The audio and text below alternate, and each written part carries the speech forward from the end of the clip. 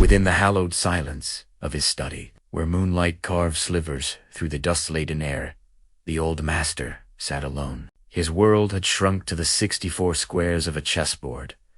A kingdom of ivory and ebony he had ruled for decades. Gaunt and hunched, his eyes, bloodshot from countless sleepless nights, were fixed on the intricate pieces before him, relics of forgotten tournaments and ghost-like opponents. The room was a mausoleum of his own making, filled with the ghosts of past games, each piece a tombstone to a moment of triumph or despair. A slow, deliberate zoom captures the profound solitude etched into his face, then glides across the motionless battlefield, a silent testament to a life consumed by a singular, all-encompassing obsession. His breath was a shallow rhythm against the suffocating quiet, the air heavy with the scent of old paper and the phantom echo of a ticking clock. The familiar study dissolved into a disorienting, warped reality. He stood on the edge of a surreal chessboard, its squares stretching and twisting into impossible shapes, the pieces themselves elongated and grotesque. From the deepest shadows, a figure, Mattia Lisa clown, its face the painted mask of malevolence, a fixed, crimson smile stretching unnaturally wide, with a theatrical, mocking bow.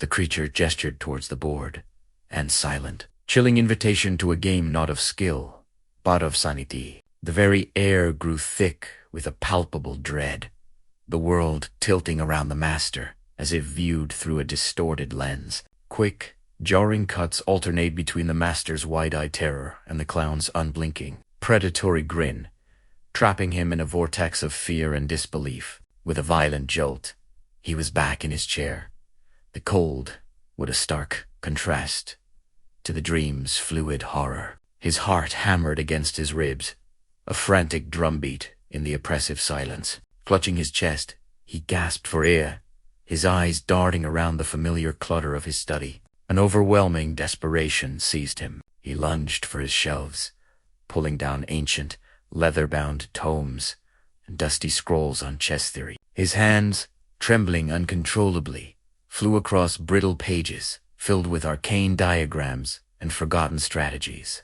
He was searching for an answer, a defense against an opponent who played not on the board, but within the deepest recesses of his mind.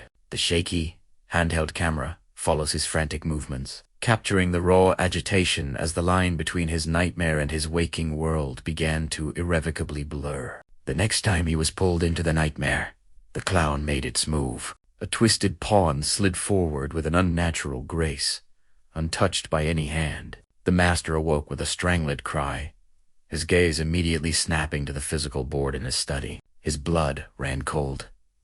A pawn, one of his own ivory soldiers, had moved. It now stood on the exact square mirrored from the dream. The shadows in the corners of his room seemed to writhe and deepen, coalescing into menacing forms just at the edge of his vision.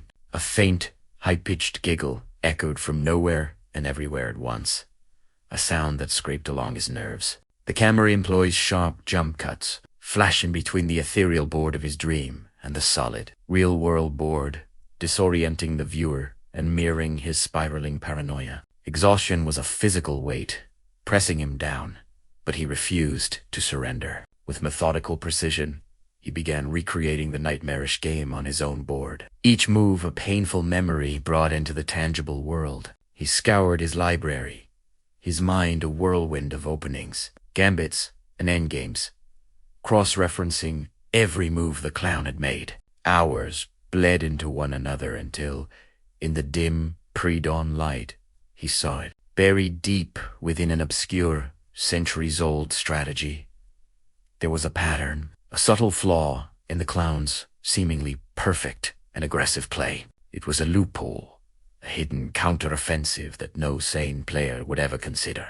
A single, pure beam of morning light broke through the grimy window, illuminating the board as a glimmer of hope finally dawned on his haggard face. He returned to the dreamscape not as a victim, but as a combatant. He stood tall before the distorted board, his fear replaced by a cold, steely resolve. The clown's perpetual smile seemed to falter, a flicker of surprise in its dead eyes. The master looked not at the monstrous entity, but at the game before them. With a steady hand and a gaze of absolute certainty, He reached forward and made his move the move he had discovered, the key to unlocking the puzzle. As his piece settled into place, the entire board began to shimmer with a brilliant, white light. The clown's form convulsed, its mocking laughter twisting into a high, piercing shriek of defeat as it dissolved into nothingness.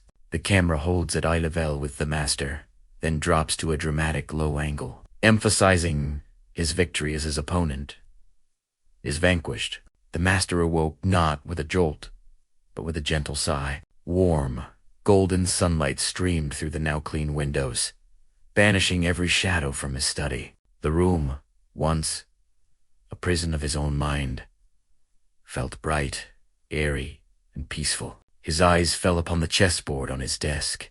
There, perfectly placed, was the winning piece from his final move against the clown. A serene, genuine smile, the first in years, touched his lips. He leaned back in his chair, the oppressive weight lifted from his soul, and closed his eyes, finally at peace. The camera pans slowly across the sun-drenched room, a soft focus lingering on the master's face, a portrait of a man who had faced his demons and emerged, at long last, into the light.